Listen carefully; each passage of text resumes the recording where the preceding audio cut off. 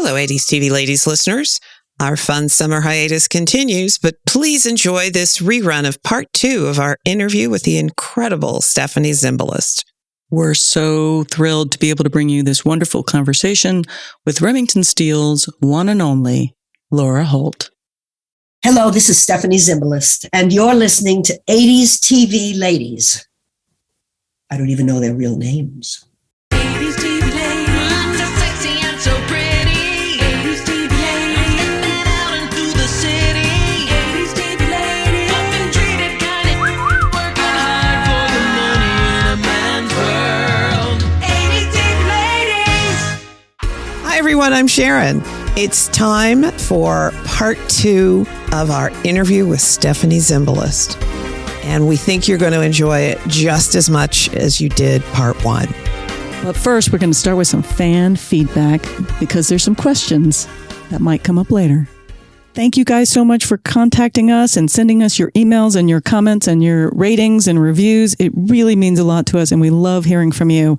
I want to shout out Leah B., and she says, just listen to the second and third Scarecrow Mrs. King episodes, and you may have already figured this out, but Scarecrow Mrs. King and Remington Steele both shot in Europe due to the 1984 Los Angeles Olympics being in town, and they needed to shoot those early season episodes.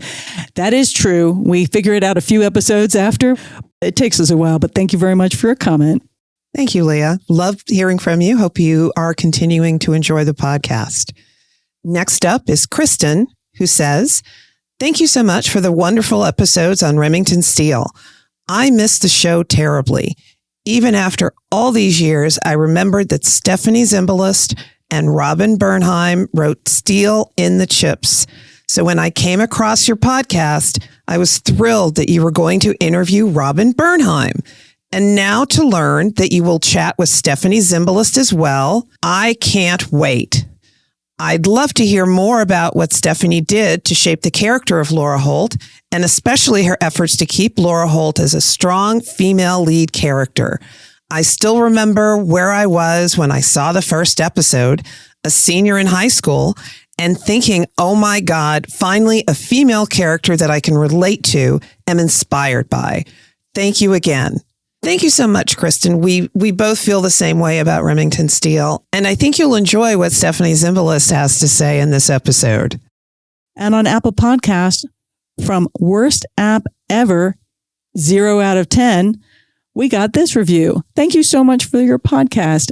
I miss Remington Steele, and it was so wonderful to hear such nice things said about the cast. We'll keep listening because we're going to keep talking about Remington Steele for a few more episodes. Thank you, Worst App Ever, 0 out of 10. So happy to hear that so many are enjoying our episodes. And oh my gosh, from Dakota, we got this question.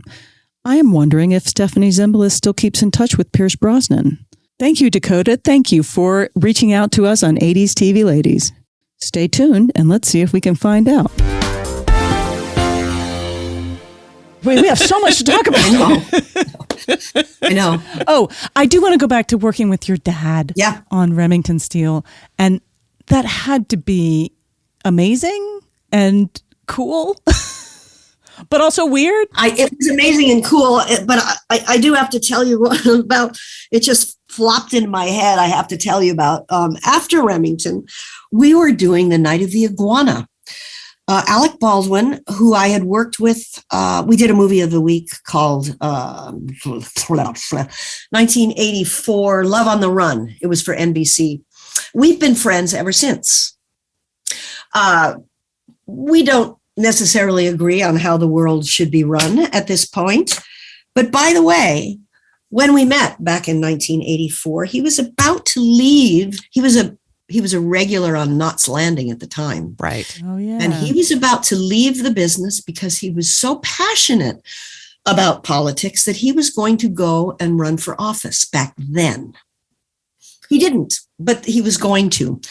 I mention it because we've always been, oh, gee, you're working at Williamstown. Can you help me get in? Yeah, let me just make a call. So I made a call, and then he was in Williamstown, blah, blah, blah. So he calls me and he says, I'm doing Night of the Iguana. I'm doing a reading down at NOLA, down at the Tennessee Williams literary festival. I'm doing it with Elizabeth Ashley. Will you do it with us? I said, sure. So a couple of friends from a theater I work at here saw the production and they said, oh my God, she was great as Hannah Jelks. So it ended up that we got this production of Night of the Iguana, and they asked my dad to play Nano, which is my father, in this lovely production of Night of the Iguana that we did in Ventura. And then we took it up to Winnipeg, Manitoba. Well, when we were first, working through the kinks, shall we say, my pop was in an antique wheelchair, and there was a ramp that had a high grade, and the ramp goes off stage, down this high grade, down to stage audience right, and disappears. Well, we're in tech. I think there was an audience. It was actually, we were in tech, and I hadn't put the lock properly on this wheelchair, and it was facing backwards, I think. No, it wasn't backwards. No, it was facing frontwards, thank God. So I go off stage right, and I hear this, Oh. and it's my father going down this ramp alone, unguided, and crashing at the bottom of this thing. And the audience, oh my God! And my pop, being the professional that he was in his late 70s then, early 80s, popped up just like nothing had happened, popped up, dusted his pants off, said, well, that was fun. And he walks back up the ramp. That's my father. That's my dad. Oh my God. But he was as you can see, he was very athletic also. It was such a delight to work with him on Remington. It was such a delight to work with him on Remington that when Daddy died, and I did a lot of it, I did the service. My brother said, you do it all. Oh, thanks, Skip. Thanks. You do the whole thing. So I did the first memorial. I did the service. I did the second memorial, and they're big productions. They're huge productions with help from many wonderful people that helped me with this. But anyway, when we did the one at the Sportsman's Lodge in LA, I invited Pierce because I thought that he would enjoy it. Well, not only did Pierce show up, he got the date wrong, and he showed up a week before the event. He arrived looking apparently dazzling in his suit. And the people of the desk said, well, Mr. Brosnan, it's so nice to see you, but you're a week early. Well, you'd think and he was coming from a great distance. He lives in a beautiful part of LA. And so you'd think that would put him off on showing up on the date. It didn't. He shows up on the date, and he was such a delight and had so many lovely stories about Daddy and me. And I mention this because, Pierce didn't have the best relations with his own father. And those episodes of working with Daddy, he loved my dad. He loved my dad. Daddy enjoyed him immensely, but Pierce really thought of Daddy as a real father figure. So it was a lovely closing the door on that lovely connection that he had with Daddy. And I was very touched that he made the effort twice, not once, but twice. That's so awesome. How did it come about, though, that your dad came onto the show in the first place? Well, Daddy was a big star. I don't know if you knew, but he was very big star. Oh, yes. Daddy was the highest paid actor on television at one point. He did, FBI was 9 years, and 77 was actually 8. And in those days, in 77, you got 50 cents, you got nothing at all. Yeah. But he was a very big deal. He did about at least 40 big feature films, mostly for Warner Brothers, because you were under contract then. Not all of them, but a lot of them were Warner's. And so Michael always had it in mind to have, I was Jimmy Stewart's last leading lady. We did a movie called The Magic of Lassie, and Jimmy loved me and I loved him. I'm not going to brag on myself on what he said about me. I'm not going to do that. I won't be tacky like that. But I did tell Michael how much Jimmy loved me. So Michael wrote a part for Jimmy, and Jimmy was all set to do it. He said, absolutely, I'm going to come and guest star on Remington Steele. And he had some kind of conflict at the very last minute. And Andy Duggan took the role. And the irony is that episode, and you guys will remember it, we shot it out on Route 126. We shot it at this little pilot, what do you call it? It's not a base, but where they have planes. Like an Air Force. It's a little funny airplane. It's a funny airport. Mm-hmm. And we were actually shooting it on the day of the Challenger disaster. Oh my gosh. Wow. And that was the show that Jimmy was going to do. Is that the one where there's a plane crash that you see? Probably. Laura seats? Yeah, okay. Yeah, probably, yeah. The radio, yeah. Yeah. Oh my gosh. Anyway, so Michael always had it in mind to bring, you saw the show. I mean, he brought on everybody. People, like everybody. I mean, just Lloyd Nolan and all these fabulous actresses. And it was just great. We were so lucky. So he brought Daniel Chalmers on. And of course, Daniel Chalmers ends up being Remington Steele's father at the end. Spoiler alert. Spoiler alert. For those of you that haven't seen it. That's all right. It is a spoiler alert. Spoiler alert from 40 years ago. Yeah. The funniest thing, though, our favorite time. So my mother on the show was Beverly Garland. Beverly Garland, who is delightful. Well, Daddy and I had this ridiculous scene, which was a dance scene. It was a waltzing scene. And we had this little martinet guy that was trying to get us to do the words on the turn, on the shot, on the same thing, just like the gal when I did Tea at 5. You turn on this word and then you go over here and then this camera picks you up and then you turn here. So Daddy and I, Daddy was actually invited by his teacher at the neighborhood playhouse to join her company. He was that good a dancer. And that teacher was Martha Graham. Oh, wow. Well, there you go. And he didn't do it because his mother said, I don't want she didn't want that. She didn't want her son to be she wanted her son to be a doctor or a lawyer or something, or an engineer. She wanted him to be an engineer. Anyway, but Daddy, he could move. He was a very good dancer, but I'm a really good dancer, but not when somebody is telling me, move, do this, do that, do this, do that. So Daddy and I, we start we've got in our ears, we've got the earbuds, just like our resident in the White House. We've got these things in our ears telling us what to do. We've got the music in our ears. So when we would listen to the music, it would make us type like this because it was and they said, stop, stop, stop, stop. You're sounding like a waltz. We said, well, it's hard to listen to the rhythm of the waltz and try to say the lines. We started, when did you first meet Mr. Steele?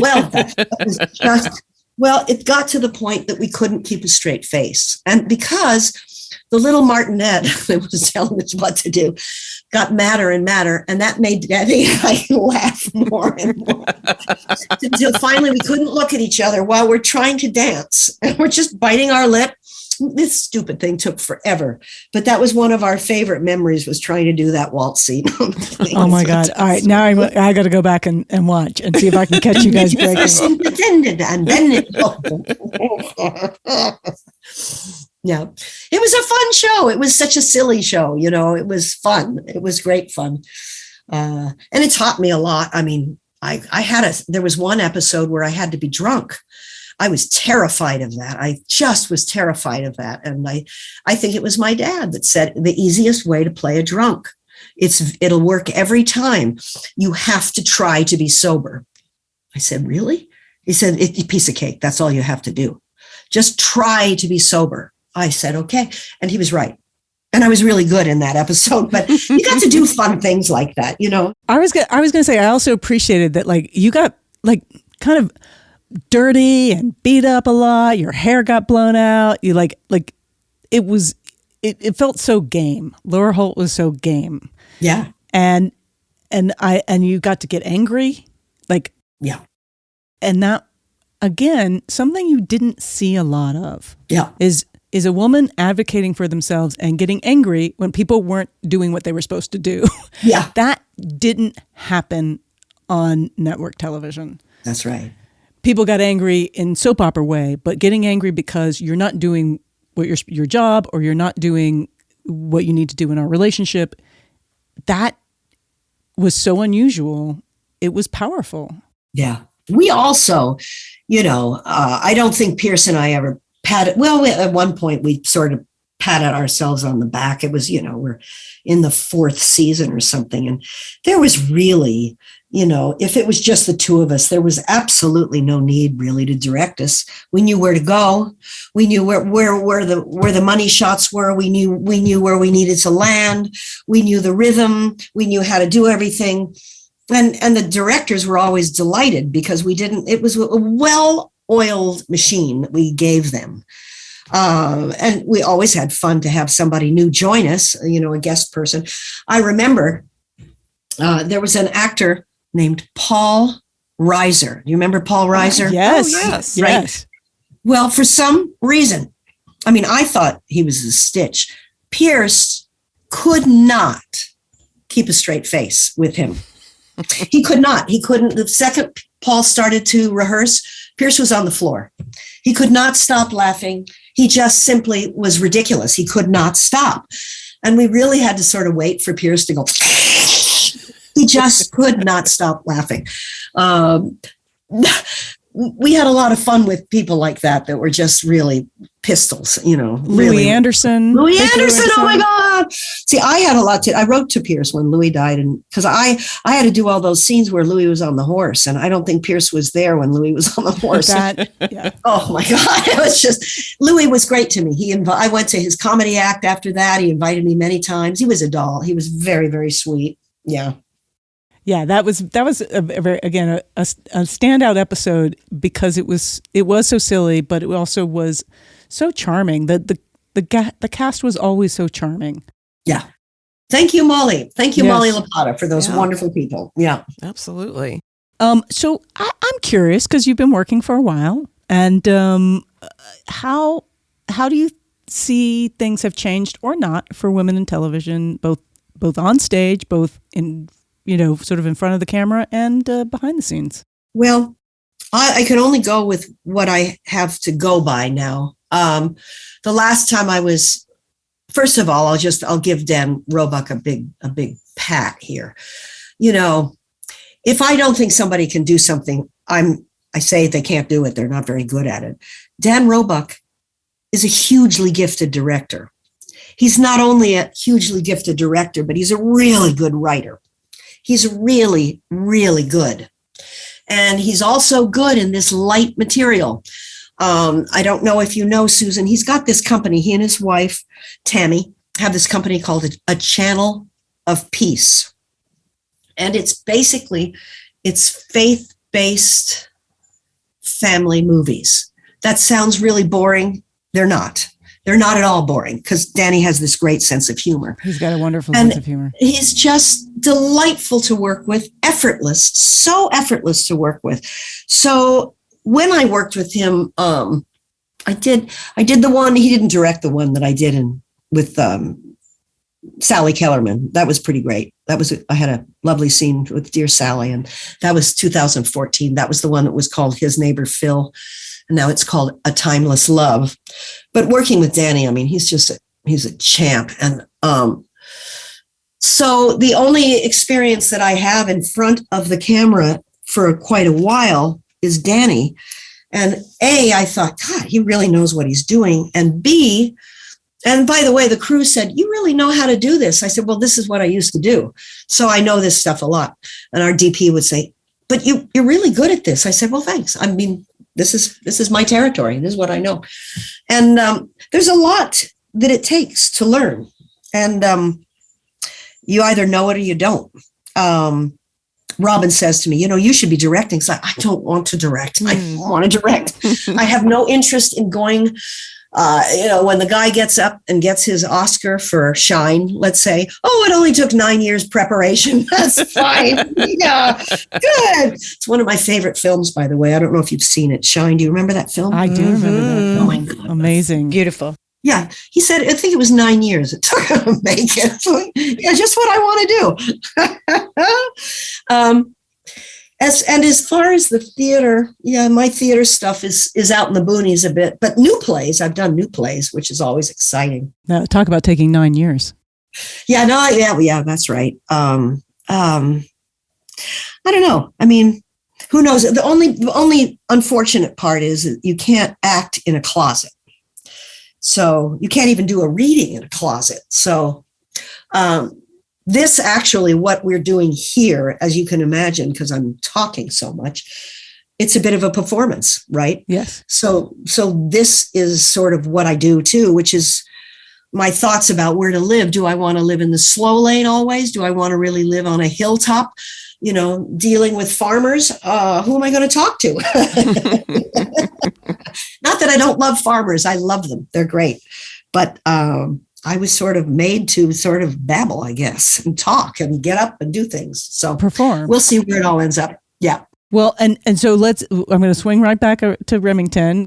Let's talk about the end of the show and then the re-end of the show. The show gets canceled at the end of season 4. Did you know that was coming?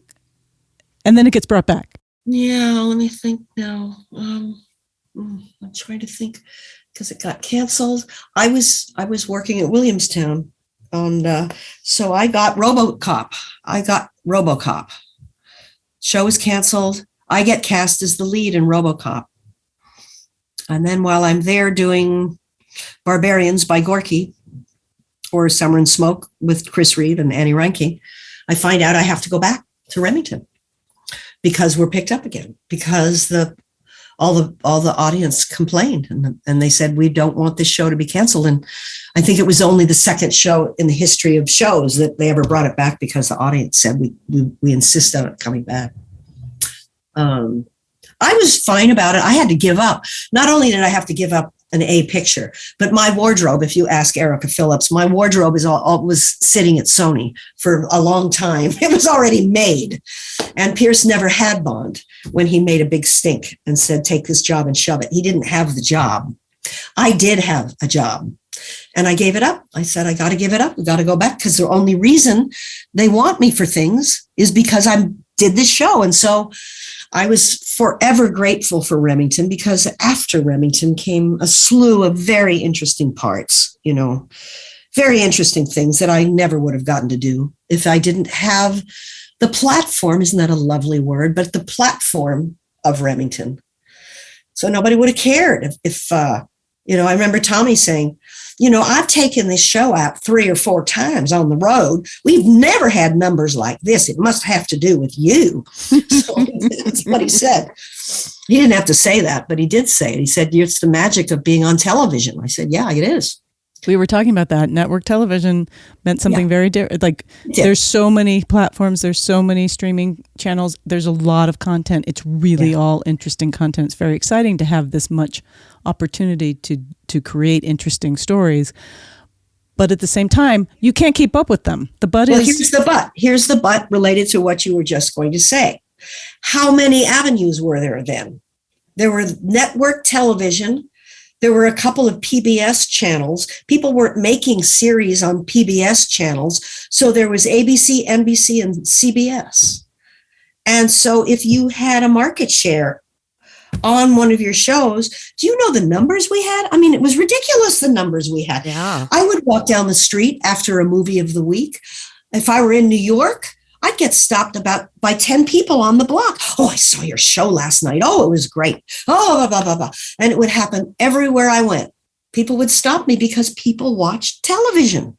They don't watch it anymore. Well, they watched you too, I have to say.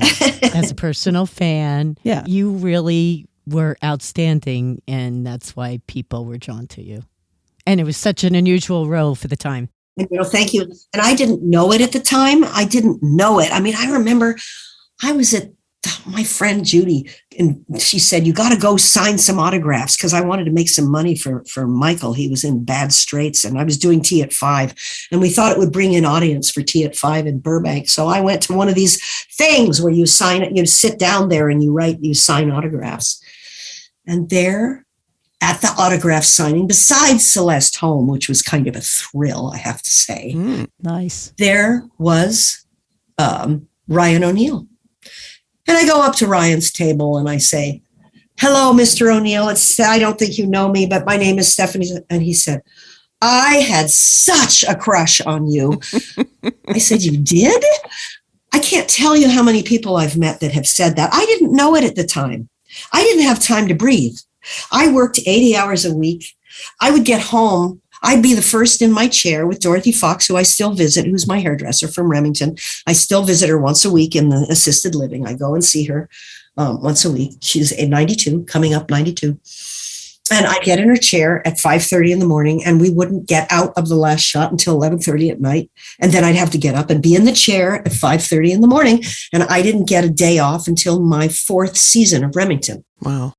4th season of Remington, I got my first day off. So I didn't have time to notice my impact on the world. I didn't have time. I didn't know. I had no idea. I remember Pierce said, what did he say? He said, we were shooting in like Santa Monica or something. He said, why didn't you have a fancy? Why didn't you get one of these cars? Why didn't you have a Corvette or a Jaguar? What were you driving around that city? I said, because I don't care about cars. It's not my thing. I just don't care about cars. But I don't care about fancy houses. I don't care about any of that stuff. And I also never, ever believed that the income, which wasn't astonishing, the way by today's standards, it was not. I mean, it really wasn't. But I never believed that it would last. So I wasn't going to spend it. I said, you don't spend this money just because you're getting it today. You don't do that. Because when I was at Juilliard, they didn't teach us anything. Nothing like that. We're going blah, blah, blah, nothing. We didn't know anything about that. And it's very important that we know that. But I do want to swing back, Susan, and talk to you about Remington and say, try not to get emotional because it's stupid, but I would have had a good journeyman career without it. Because I was starting down that road. I was moving very nicely along into interesting parts in features. I did, in fact, my 2 big features were before Remington. The Awakening with Charlton Heston and The Magic of Lassie with Jimmy Stewart were before Remington. I would have had an interesting career, but Remington made me a household word, household name, and it was a good body of work. It was nothing that I was ever ashamed of. It was always, I did the best I could do. And it was enough. So I was very grateful to have it. I'm very grateful for my solvency, incredibly grateful for how long that remains to have some kind of solvency. And I'm grateful for the opportunity it gave me to take the time to be better. Because that's what I did with it. I went to the theater and I took the time to get better. That is amazing. And thank you for sharing that with us. You changed people's lives. You inspired so many women to recognize that they could be themselves and sort of pick their own journey. Yeah. And that show resonates, and it resonates for a reason. So we have a little segment on the show called 90s TV Babies. Yeah. That's a younger generation that looks at these shows, and it's pretty amazing when they look at these shows how much they get from them. Yeah. Because I think they're going to look at them and start laughing, but they really appreciate them and I think it gives them an insight into what the 80s was, but also they sort of appreciate what these shows were trying to do, and they really get them. A little bit more than I thought they would. Mm-hmm. Right. Sharon and I both been surprised when they're like, "Oh my God, it's just like this, and this here, and then the hair." Well, also the fact that they can binge, that adds a lot to it, because then they get a real flavor. I've never binged anything, but they get a real sense of what the statement of the show was by binging it. Yeah. Streaming has revived some of these older shows that were really resonant at the time and now carry a new resonance that I think is reminding people. It's so interesting because it feels like the way that Remington Steele is giving nods to older movies in the show, which I love, was another part of the show that I loved. I would literally try to kind of write those down and then go find those movies, which were hard to find. Good. And but as a person that was starting to love movies and television, it was like, oh, I better go check out, Casablanca. And I see a lot of references to the Remington Steeles of the day and stuff in modern television in particular. I think there are. And that's why you keep hearing like, oh, Remington's going to be revised. Oh, or there's going to be but I it's one of the reasons we keep looking back at our old shows and movies and stuff. And I think there is value in rebooting stuff. I think there is, I like new stuff. I develop new stuff. Yeah. But I think there is something in reimagining sort of these stories that have resonance as well. Because I like all culture. That's right. Yeah. Okay, we're going to have to take a break here. I think that's a great idea. Stay tuned for more of our interview. We'll be right back.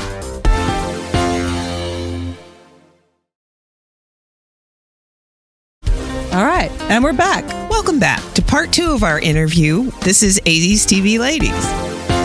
It's funny. I when we did, I guess, what was it? I don't know what it's called, where you go in a studio and you comment and they put that in the DVD. The DVD extra special, the commentaries. There you go, yeah.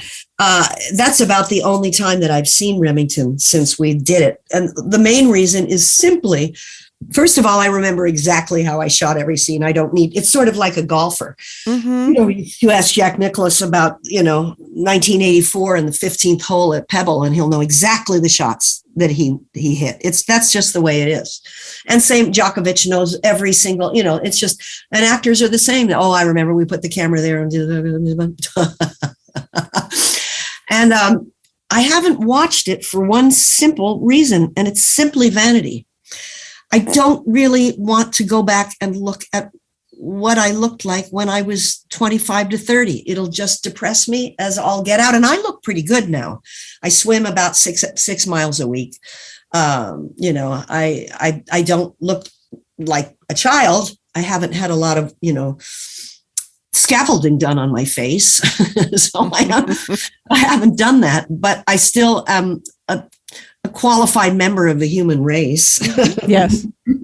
But it'll just depress me to go look and see who cares what I looked like when I was 25 to 30? Fine. That's good. I hope you do get a chance to relook at, because you and Mr. Brosnan are so completely adorable together. Yes. And the commentary you did with Michael Gleason for the episode you wrote was fantastic. Good. So fantastic. Oh, good. The specials on the behind the scenes on the DVDs has been really, really fun to dive into. So I really appreciate that. Okay. And I was just saying that's one of the challenges of streaming is you don't have those special features. Like I appreciate that as a person that is interested in how things get made and is interested in movies and television and theater. I really appreciate those. I missed the Criterion collection. Yeah. So it's why I recommend you get the DVDs of Remington Steele instead of trying to stream it. Also, in streaming, they tend to cut off your head. I'll tell you what I have, Susan. I still have the Betamaxes. Oh, wow. That I originally recorded my show on. And I'll tell you why. Because I was prescient enough to record one commercial in between each of the breaks. Not because I felt it needed it, but it did because the shows were written to have commercials. Mm-hmm. So it's helpful to have the break. But I put the commercial in because I always wanted to know what the flavor of the world was when we were doing it. So I would pick one commercial and put it in the break. And I still have all of those Betamaxes that are rotting. I haven't had them transferred yet, but I have all of them. How many are there? 80? Yeah. No, 99, 95, something like that. You may have been very prescient. It's still up in the air. What is the best archival? And Betamax is a pretty good archival medium, believe it or not. Yeah, I know. So they may not be rotting. Good. Let's hope so. Let's hope not. And I haven't revisited them for a while, I'll admit, but the times that I have put in a VHS tape of something that I had recorded, and the commercials are like this time capsule. Yeah, they are. It's really kind of fun and astonishing and scary all at the same time to see what was in commercials at that time and how things were sold at that time as opposed to now. That's right. It's fascinating. So there's 3 other things why Remington is terribly important right now. One, it captures what Los Angeles looked like in that time. Oh my God. So beautifully. Recorded everywhere. We went everywhere, and you'll see mountains that you don't see anymore. You'll see houses. You don't see those anymore. You'll see a whole lot. In fact, a lot of people that would watch Remington are probably looking at the background going, oh my God, look at that. That's one reason. Another, it was so smart of Gleason not to want us in contemporary clothes. Mm-hmm. We were picked to be in classic attire, whether it was Ron Talsky, our designer, whoever it was. Paula Jakaris was our first lady, I think, and then Ron took over, and he was great. There was a sad death there. It was very sad. He was a fabulous man. He put, what's her name in the T-shirt in Geneviève Bujold, was that? Who was in what's the big movie, and she was wearing a wet T-shirt? Oh, The Deep. The Deep. That was Jacqueline Bisset. Oh, Bisset. right. He put Jackie Bisset in the T-shirt. Brilliance. He didn't put me in a T-shirt in The Deep. Right. We were dressed so classically so that it would never look dated. Yes. So we were dated right away. So that was very important. And the third element that is terribly important, especially where our world is today, we don't have a funny bone anymore. We don't have a sense of lightness. We can't laugh at ourselves and each other. We need that. We need that button where we can laugh at ourselves. We need that button where we can laugh at each other.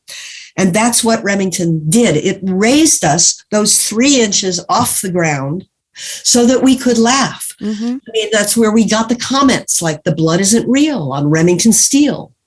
And that was true. That's what we used to say. And, you didn't quake at a gun that was pointed at you the way that you do in a real drama.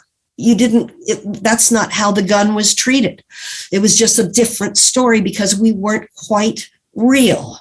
Well, all of those elements make it a show that is well worth revisiting today. Yeah, the action comedy has kind of left television. Mm-hmm. Yeah. There's movies that do it, but and I think you're right. I think it's lovely to have that. Yeah. It's lovely to be able to be like, oh, it's fun to be a spy and a mom, like for Scarecrow, Mrs. King, and Remington Steele and Moonlighting. Yeah. They had a lot of wink in them, and it was lovely to experience that lightness. We had, I mean, with the way we are with divisiveness, I would never be cast today as Remington. I wouldn't be. But I was thinking that somebody said we were talking some theater friends. It was Lucy Arnaz and another friend of mine that I did a tour with. And I said, but you have to understand, in the theater, especially the theater, we're a tribe. And also in the film and television business, we're a tribe as well. And what the tribe applauds is excellence. The tribe, whether the tribe is an actor, a director, a producer, a playwright, we applaud excellence. And it doesn't matter whether that person is gay, is straight, is, what side of the fence. Man, if they can deliver in any form, it doesn't, we just leap to our feet and support. It's just the nature of what we do. And it's funny because that is the way, the internal feeling of the business, whether it's the movie business or the theater business, that is definitely true. I examine through the eyes of excellence. If it's excellent, it deserves to win, period. Anyway, that's my boat. The excellence of theater. One of my favorite things is in the Santa Barbara. We're walking by the theater. It's for the Santa Barbara Symphony. Yeah. And it was closed and boarded up. Mm-hmm. But there's this poster that said, "The pursuit of excellence continues." And we're like, really? Like, that's your poster? Like, you haven't gotten there, but you're going to keep going? Like, really? Yeah. Well, if I like a movie, there's so many movies that I've seen about 7 times. Mm-hmm. I won't go see a whole swath of movies just for fun. If I find one that's just absolutely dead on superb, well, guess what? It's better every time I see it. It's better. Yeah. I saw Shine that many times. I saw, I'll probably see Denzel again in Macbeth. He was just knockout great in that film. When Molina was doing The Father, not the movie that Tony Hopkins did. Sorry, I don't have many things to say about that. But I do have, when Molina did the play, I had to go back to the Pasadena Playhouse. I had to go see it again. Yeah. I think I saw it 3 times. I said, you're just too good. I love watching him. Red was that for me, for him. I just watched him the whole time. It was really, really resonant. That's right. Yeah, I love rewatching things. Just as an aside, I happened to come upon a movie on HBO sometime in the last couple of days called Return to Me. It was written and directed by Bonnie Hunt, and I love this movie. Wow! And it's about a woman who has a heart transplant, and then meets a guy, falls in love, and realizes that she has the heart of his deceased wife. Oh my gosh! Wow. Okay, that sounds like a TV movie for sure. But it also has. She was raised by her 2 grandfathers, who were played by Carroll O'Connor. Oh, come on! And why can't I think of his name? Italian actor, and they run a restaurant called O'Malley's Italian Cuisine. Uh-huh. I'm not kidding. It's so good. Okay. It's so good. Anyway, that's my recommendation for the day. So. I wrote that down. Robert Loggia. Yes, Robert Loggia. Thank God for Google. Loggia. I remember Robert Loggia. My gosh, I love that movie this so cast much. is pretty amazing. David Duchovny, Jolie Richardson, Minnie Driver. Wow, that's okay. I got to go check it out. I love it. Anyway. You guys were you launched in 1982. 1983 is Scarecrow Mrs. King, and then 85 is Moonlighting. Right. Were you aware of those shows? Did you know that? Oh yeah. And the one that was the predecessor, I won't say she's a legend in her own mind. I won't say that because I really like her a lot, and she was my mother's best friend. But Stephanie Powers. Yes. Heart to Heart. Heart to Heart. Heart to Heart was definitely there in the Spectre before we were. It was definitely, something that we followed and we were fully aware. I don't know why we didn't have Steph on the show. I don't know. I don't think she would have done it. And I knew him for so many. He's just such a gracious, lovely man. But that show was before. Yeah. That was one that was before. Yeah. And they talk in the special features about how they pointedly did not let your chauffeur speak because of Heart to Heart, where the chauffeur is the third lead. Oh, yeah. Fred. Poor Fred. That's right. That's right. I did most of the driving too, as I remember. I love that. You did do a lot of the driving, and I love the pilot where you literally reach over. It's like the golf cart, and you reach. He's in front, and you're in back, and you reach over him to drive the golf cart. And I was like, "There it is. That's the metaphor for the show. It's like she's driving. Get out. I don't care whether you're in the front seat." Laura Holt is driving. I'm the only woman I know now that drives a stick shift. I have a stick shift. I love a stick shift. I taught my husband to drive a stick shift. Well, the good thing about it is your car will never get stolen because they can't drive it.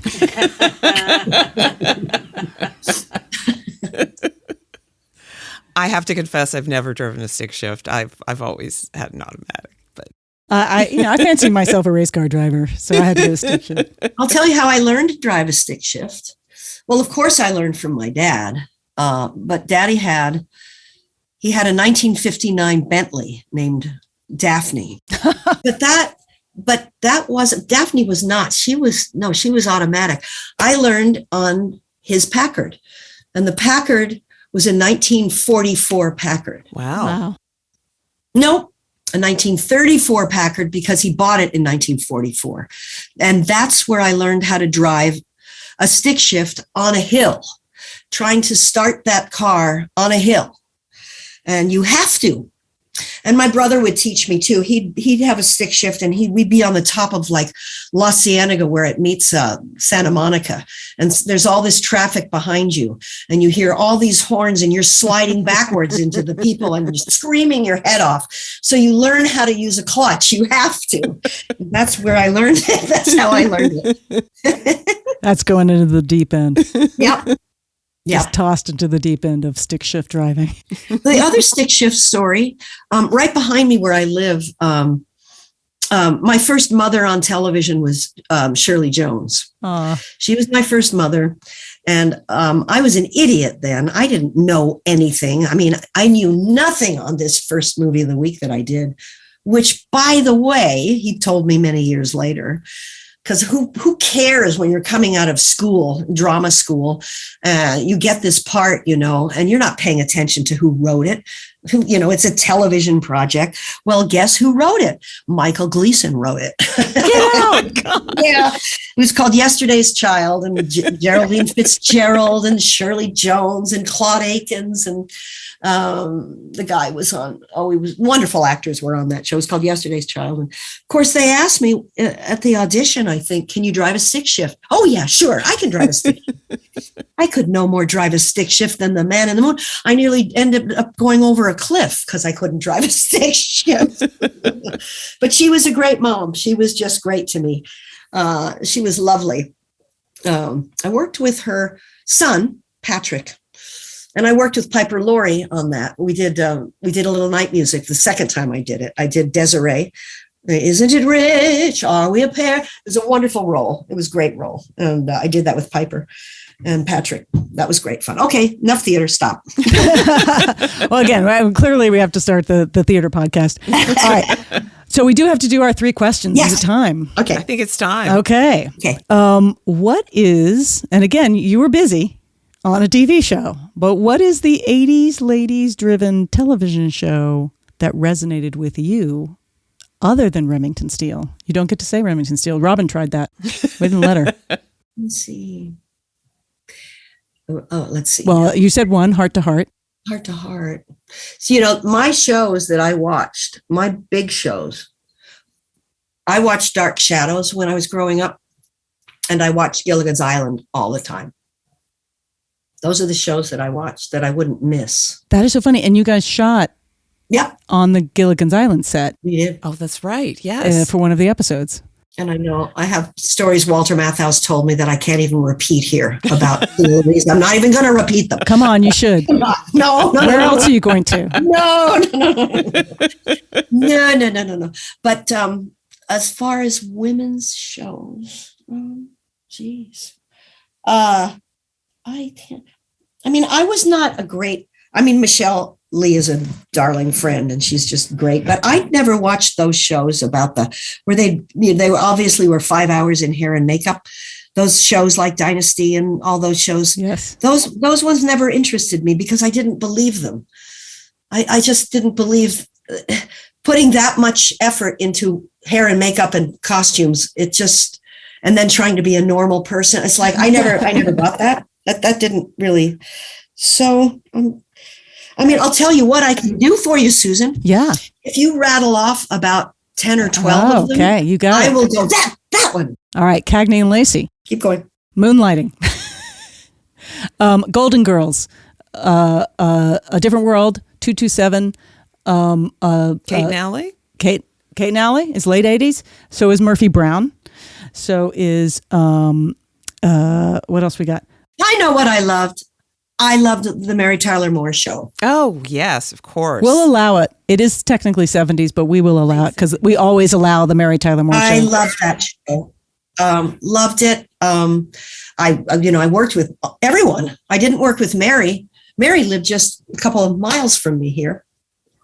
But Cloris, I worked with. Betty, Betty was great. Betty, oh, see, now I got to do another story. Forget it.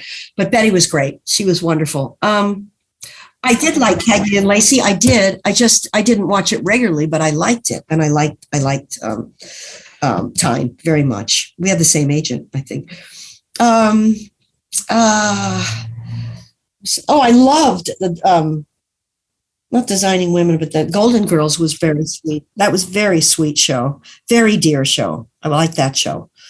Those are the ones that I'd say. Yeah. So anything with Betty White, we see a pattern. Yeah, Betty was great. Betty was delightful to watch. Yeah. Cagney, Tyne was great. Yeah. I used to like Moonlighting. I thought it was very good. It was uneven. Mm-hmm. It seemed like the stories were kind of lopsy-doodle. They were sometimes in the desire to be funny. Even more than Remington Steele. Yes. They kind of went, wait, I lost the thread there. Wait, what is that? It's been a while since I've seen an episode of Moonlighting, but my recollection is that a lot of times the story, the mystery, whatever you want to call it, suffered at the because they were trying to be funny or trying to be more comedic. So, and I like mystery, so I preferred that my mysteries be well told. So, but that's just me. So I was doing a show called VIPs or something with Pamela Anderson. Oh, right. On the show, Steve, big TV producer, he was acting in it. He was a huge Steve. Bochco? No, not Bochco. Another guy. Big guy. It was a VIP. Anyway, what was I playing? I was playing. Oh, that's right. I was playing a has-been TV actress. How do you like that? And it was great fun. Bobby Canary, I think, was my character's name. I patterned it after a lady who played she played my mother in an Elvis movie. I think I did a long time ago. And this gal was just amazing actress. And so I patterned it after her. Anyway, I'm doing these scenes and I found Pamela was absolutely fabulous, I have to say. What are you doing? She said, it's called texting. What is that? Well, you just take your thumbs and you push the buttons here. But what's happening there? And so she was explaining what texting was. And she was divine. She was so fun. So we'd shoot a master, and then I'd wait and I'd come back for another angle on the same scene, and she'd be in a different outfit. And this happened a couple of times, and I went to the first and I said, I'm a little confused. We're shooting the same scene. I come back in the same wardrobe, and she comes back and she's wearing a completely different costume.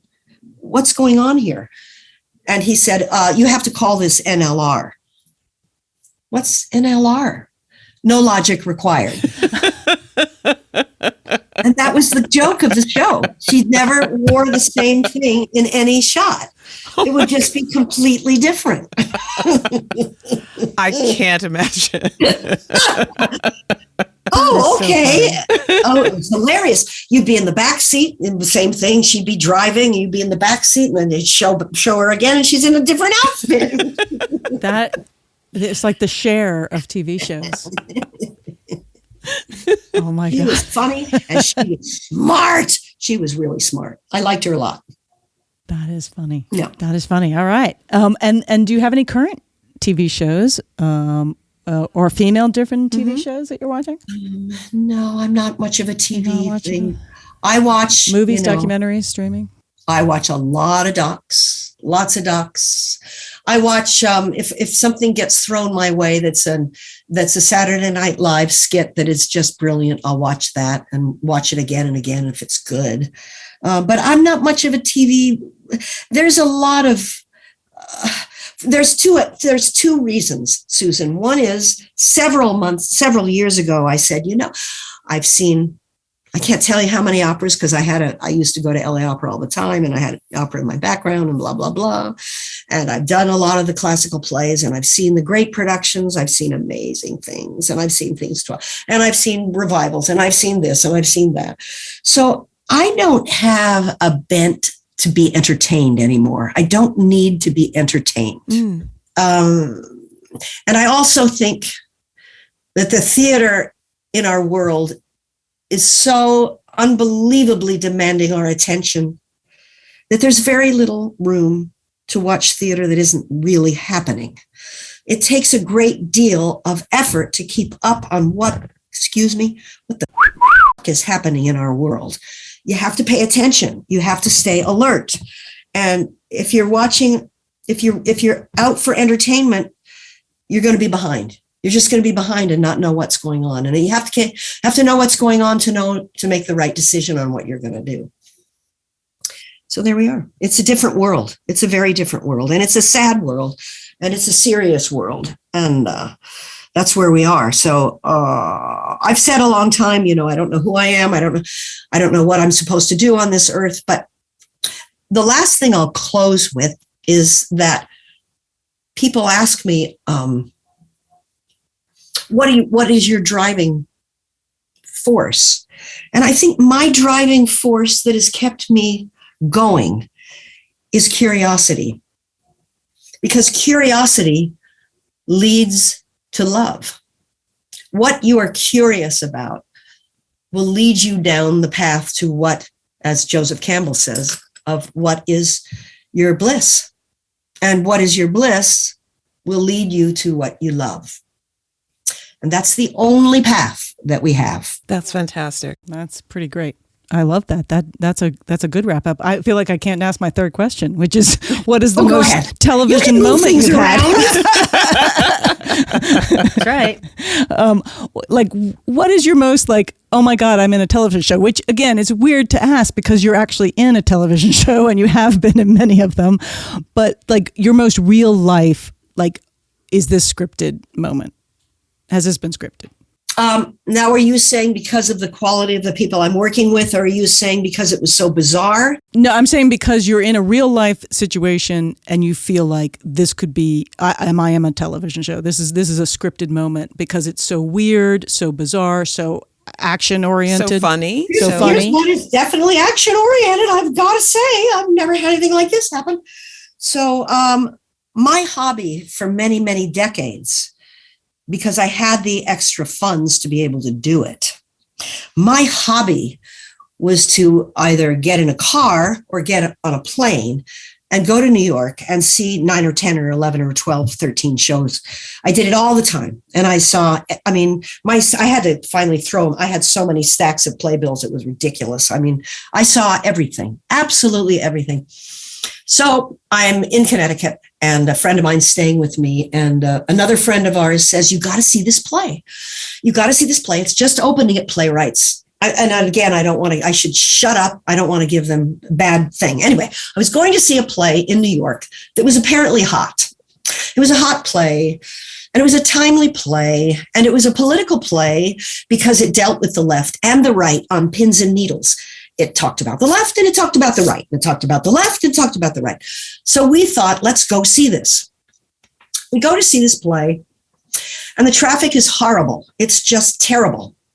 Don't know why. The traffic just stunk.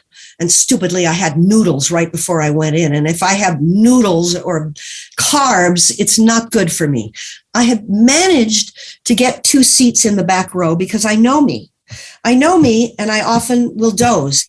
So I decided, okay, I'll just get 2 seats in the back.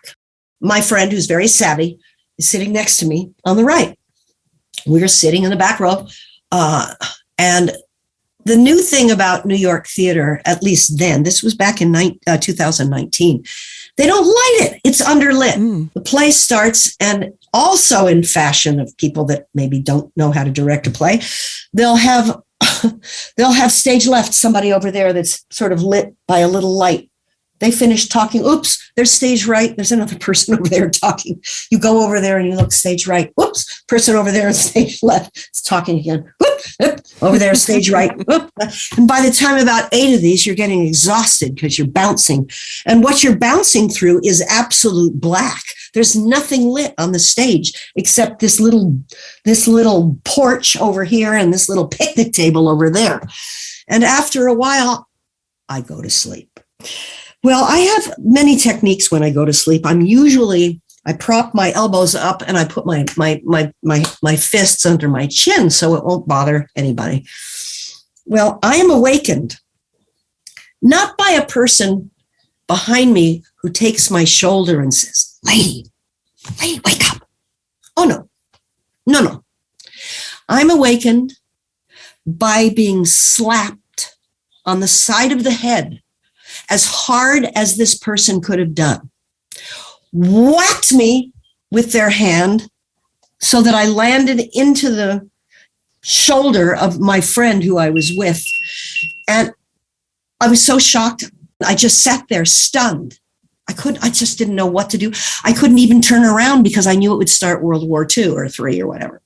So I just sat there with my hands, buried under my chin.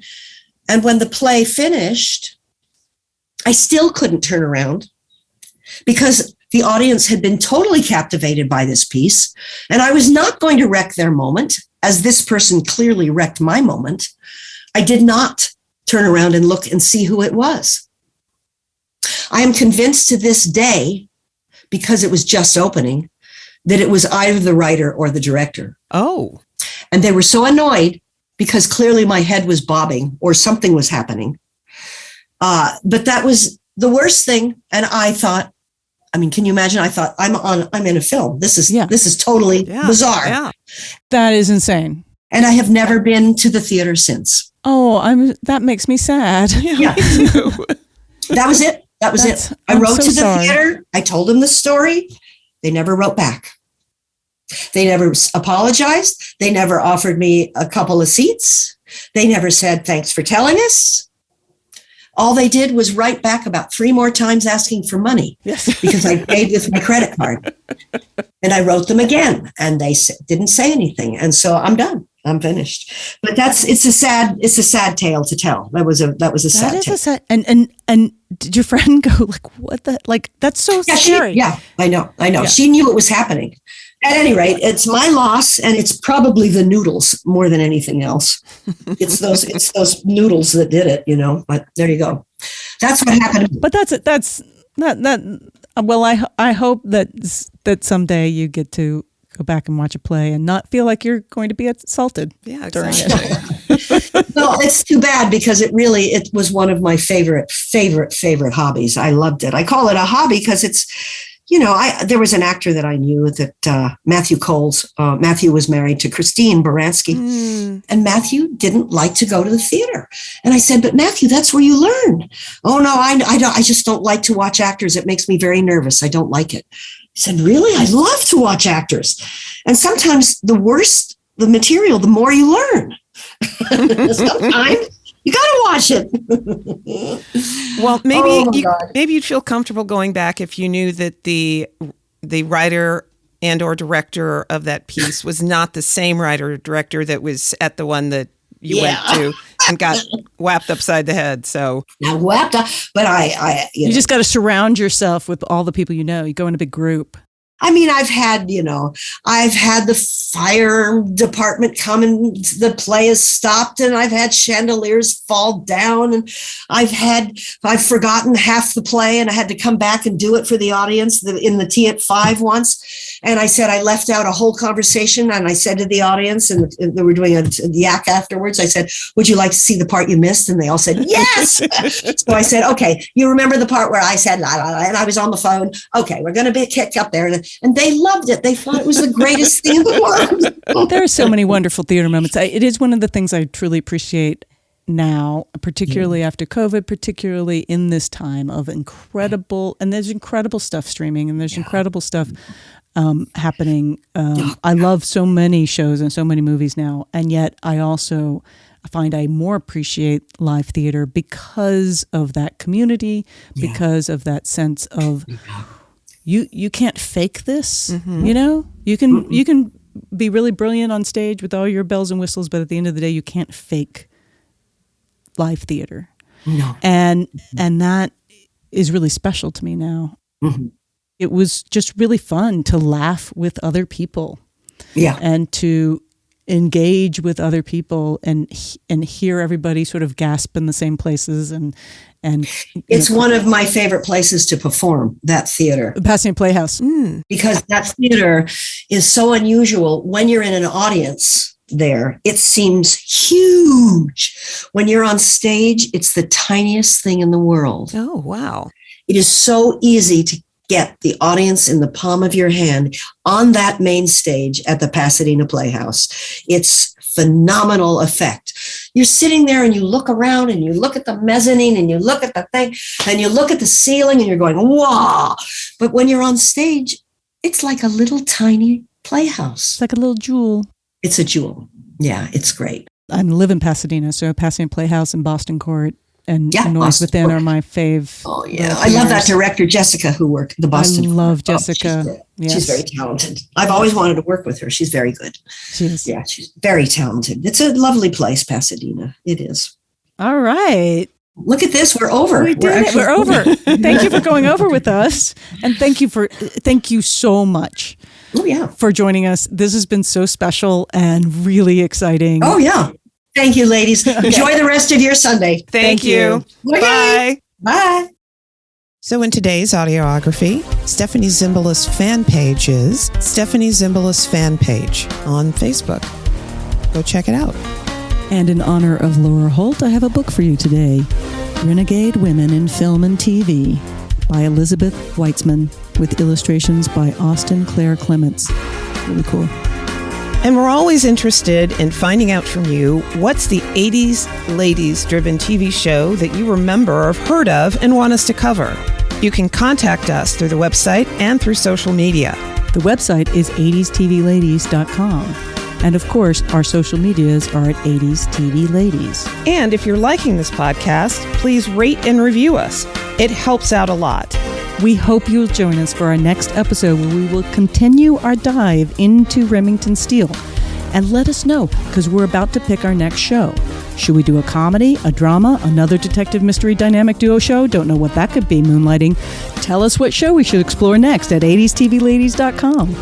We hope 80s TV Ladies brings you joy and laughter and lots of fabulous new and old shows to watch, all of which will lead us forward toward being amazing ladies of the 21st century.